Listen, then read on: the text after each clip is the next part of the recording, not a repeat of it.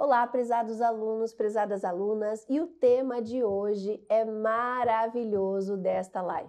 Como relacionar avaliação de desempenho com gestão por competências? E nós vamos trazer esse tema muito bem embasado pela professora Marina Souza. Seja muito bem-vinda a esta live. Tudo bem, Marina? Oi, Elaine, sempre um prazer estar aqui. Muito obrigada pelo convite. Estou ótima, ainda melhor estamos aqui com vocês. Com certeza. E eu estava aqui contando para os nossos alunos, para as nossas alunas, que o tema de hoje que você propôs para essa live é a gente estar falando, né, de gestão por competência e avaliação de desempenho. Essa relação, você poderia contextualizar isso para nós, para que todos que estão ouvindo, para que a gente possa verificar e entender essa relação para o início dessa live? Com certeza, Elaine. Vamos lá, turma. Acho que o primeiro passo aqui da nossa conversa, né, é lembrar o conceito de avaliação de desempenho, né? Avaliação de desempenho nada mais é do que você mensurar o indivíduo na posição que ele ocupa, pensando ali em aspectos de entrega, né, do desempenho dele no cargo, os processos, né, que ele está envolvido. Então, você faz essa análise, né, de mensurar o desempenho dele na posição que ele ocupa. Existem algumas razões, né, para por que eu vou avaliar desempenho, né? Bom, você pode fundamentar aumento salarial, promoção, transferência, em alguns casos até é fundamental uma demissão, né? Então eu costumo dizer que uma demissão ela não acontece do dia para a noite, né? Há um processo que ocorre, né, de desempenhos ali sucessivos, né, que não são compatíveis com aquela posição, que podem calhar numa demissão. Então, por isso a avaliação de desempenho é tão importante. Claro que não é só para esse fator, né, mas você pode olhar também para avaliação de desempenho, pensando em aspectos ali de mensurar desempenho, né? Quando a gente pensa na importância da avaliação de desempenho para a organização, a gente tem aspectos como esses que eu já citei, né? Adicionalmente, você tem ali o plano de carreira, né? A possibilidade de pensar em treinamento e desenvolvimento que podem ser colocados, né? Sob o ponto de vista do colaborador, você tem ali para ele a possibilidade de ter metas que sejam mais claras, de que forma que ele pode se engajar, se motivar ainda mais, como que ele pode aprimorar o seu desempenho na função, né? Discutir com ele ali os pontos fortes, o que ele tem que melhorar, né? Enfim. Então você tem a avaliação de desempenho como uma ferramenta muito versátil e que pode ser utilizada aí amplamente no cenário das organizações hoje. Perfeito. E quando nós falamos assim em avaliação de desempenho, você estava falando da questão das organizações. Mas qual a importância quando nós falamos em organizações, mas também nos colaboradores? Bom, o que nós temos aqui, né, pensando no processo de avaliação de desempenho, de que forma que ele é colocado, é importante o que o colaborador observe, né, e tenha isso em mente, que geralmente as reuniões ali são feitas de um para um, né, o colaborador e o superior imediato, e às vezes isso pode causar ali uma certa ansiedade, né, e até algumas falhas que eu gostaria de colocar aqui que podem acontecer nessas circunstâncias, são exatamente, às vezes, o colaborador não está preparado para ser avaliado, né? Acho que tão importante quanto dar um feedback, né? Ter ali um feedback é saber receber esse feedback, né? Isso acho que é um ponto aí também muito importante. E quando a gente olha para avaliação de desempenho, às vezes o avaliador, né, não tem ali informações suficientes, né? Também pode ser uma falha. Ou pensando ali, por exemplo, no padrão de revisão que não está tão claro, né? Então existe um padrão para ser seguido e não está tão claro para o colaborador, né? Você não tem ali uma conversa que é eficaz, você não tem uma tratativa dos objetivos. Então essa falta de preparo pode até impactar, né? Nas ações de avaliação de desempenho, né? Algumas empresas, Elaine, acabam fazendo aí a avaliação 360 graus, né? Que é aquela que o colaborador, o indivíduo, ele é avaliado tanto pelos seus pares, quanto superiores ou subordinados ali, Uhum. se houver. É uma avaliação até mais completa, viu? Só que nem sempre ela é realizada porque demanda, assim, muito tempo. Então, geralmente é feita de um para um mesmo, pensando ali no ponto de vista do colaborador, tá? Perfeito. E quando nós falamos dessa questão de avaliação de desempenho, ela está muito relacionado às competências. E existe essa Uhum. relação entre essa questão de gestão por competências e avaliação de desempenho?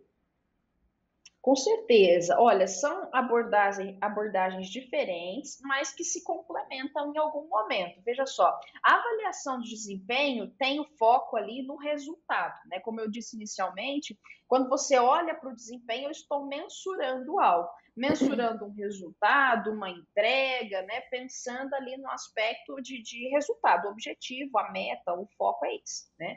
Agora, quando a gente olha para a gestão por competência, eu olho para o processo, eu vou pensar ali no fator indivíduo, né, na pessoa que está ocupando aquela posição e pensar ali em habilidades, as atitudes que foram empregadas, o conhecimento que foi colocado. Então, eu sempre coloco assim que a avaliação de desempenho tem o foco resultado e a gestão por competências tem o foco ali, o processo como um todo. Né? E quando a gente relaciona uma e outra, a gente observa o seguinte fato: a avaliação de desempenho é a entrega, ok. Mas se eu coloco um colaborador que está muito acima do cargo ou muito abaixo do cargo, com certeza você vai ter uma dificuldade aí, né? Pensando em aspectos de engajamento, de motivação.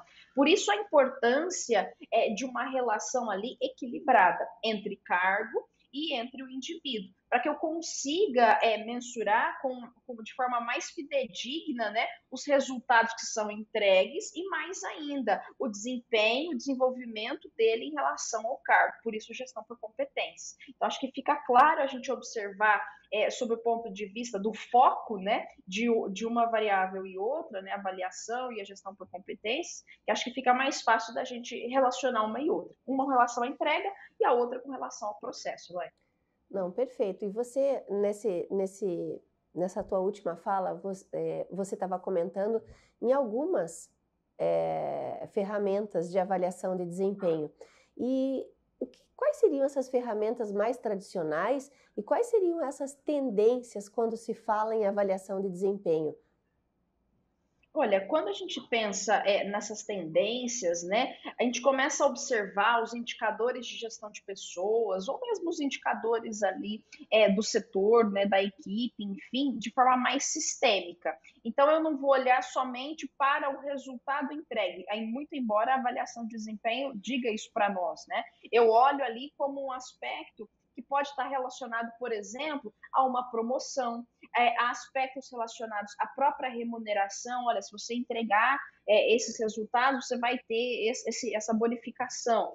Mas não só isso, eu consigo observar a avaliação de desempenho, buscando identificar ali qual é a qualificação que aquele colaborador precisa ter, será que ele precisa passar por um aspecto ali de treinamento e desenvolvimento, né? Então, observe, eu começo a tirar informações da avaliação de desempenho que vão oportunizar o avanço desse colaborador dentro da organização, tanto do ponto de vista ali do desenvolvimento, como pensando também no ponto de vista dele querer estar ali na organização, né? Seriam aspectos de retenção de pessoas nas organizações, tá?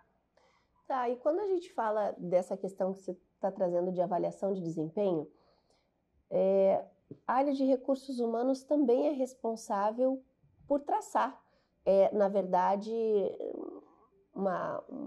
planos de carreira dentro da Uhum. organização. E qual é a relação entre avaliação de desempenho, plano de carreira e qual é a importância dessa relação? Olha, o plano de carreira, né, ele tem o grande objetivo aí de reter pessoas nas organizações, né? E a avaliação de desempenho também tem esse mesmo objetivo, né? A relação que a gente pode traçar é que tanto a organização quanto as pessoas, né, os funcionários daquela empresa, passam a ter uma visão ali de curto, de médio, de longo prazo, pensando em possibilidades de crescimento. Né? Então, eu olho para a avaliação de desempenho pensando em reduzir rotatividade, tentando aumentar a produtividade, né? A gente não pensa, por exemplo, o plano de carreira mais nos dias de hoje como algo linear. A gente pensa a gestão de carreiras como algo exponencial, né? A ideia aqui é que o indivíduo seja o protagonista da sua carreira.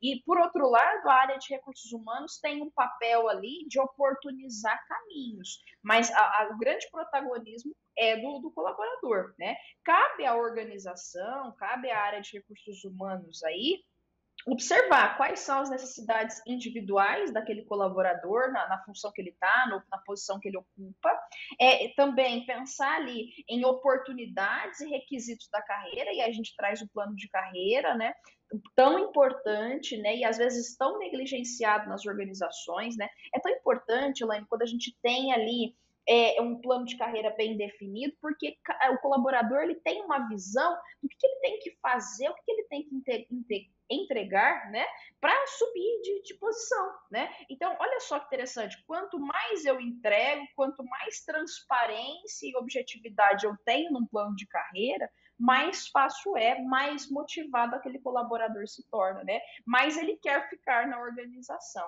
Então, cabe à empresa promover ali iniciativas de desenvolvimento de carreira, medindo, né, claro, o potencial desse funcionário. Não existe uma regra, né, para se avaliar desempenho. Geralmente, as empresas fazem isso aí uma vez por ano, por exemplo, né, para se pensar em questões de avaliação de desempenho. E veja, são alternativas, né, olhar para a avaliação de desempenho é olhar para uma alternativa que pode ser facilmente implementada, facilmente incorporada aí no dia a dia das organizações, né? Não, e perfeito. Eu acho que a gente poderia finalizar aqui a nossa live, Marina, trazendo exatamente uma frase que você trouxe, que o colaborador, né, o profissional que está dentro da organização, precisa assumir esse papel de protagonista. Ele precisa realmente, a empresa, por um lado, está fazendo o seu papel, está colocando um plano de carreira, está comunicando esse plano de carreira. Mas quantos casos a gente escuta que realmente, puxa, eu estou aqui no meu lugar e eu não tenho oportunidade e a minha chefia direta ou, enfim, acaba não me vendo aqui ou eu não tenho oportunidades. Mas você já olhou as oportunidades que a empresa... E você já foi atrás? E você já buscou? E você realmente já traçou ou entregou aquilo que o plano de carreira te solicita para que realmente você saia de onde você está para ir para um outro patamar? Então, muitas vezes, eu acho que essa questão, eu acho que dá para a gente deixar aqui como reflexão para os nossos alunos, nossas alunas e também para quem está nos assistindo, esse papel realmente de ser o protagonista, de buscar essas informações e realmente atuar para que tenha resultados com uma performance melhor e que consiga alavancar aí profissionalmente. Com certeza, Elaine. Acho que a sua pergunta, a sua reflexão, né, a sua proposta de reflexão é extremamente oportuna, né, e cabe aí aos nossos alunos, né, poxa, fazer esse exame, né, poxa, o que eu estou fazendo, né, em termos aí de pensar, de fazer essa reflexão de plano de carreira, de avaliação de desempenho, tá? Marina, quero agradecer muito a tua presença. Você Eu que foi, agradeço. assim, pontual, foi cirúrgica no assunto, para que realmente trouxesse aí um ponto de reflexão para todos que estão nos assistindo, para que realmente o protagonismo aconteça. Então, muito obrigada, Marina. Agradeço muito, Elaine, a gentileza do convite e votos aí que os nossos alunos tenham muito sucesso. Um abraço a todos. Obrigada, Marina. Beijo. Olha só, prezados alunos, prezadas alunas, seja protagonista da sua história, seja protagonista da sua vida acadêmica e seja protagonista da sua vida profissional. Um beijo grande.